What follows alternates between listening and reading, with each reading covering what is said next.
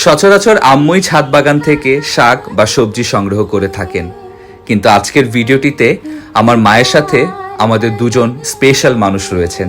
তারা দুজন হলেন আমার বড় ফুপু এবং আমার ছোট ফুপু।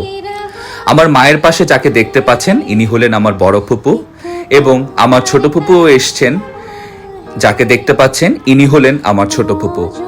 আমার ছোট ফুপু চট্টগ্রামে থাকে, ঢাকায় খুব কমই আসেন। বিভিন্ন ব্যস্ততার কারণে ঢাকায় খুব কম আসা হয় তার।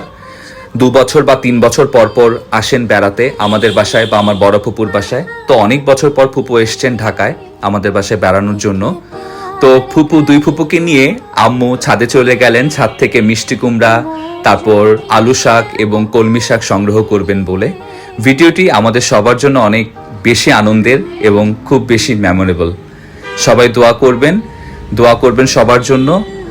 আসসালামু আলাইকুম, ধন্যবাদ সবাইকে।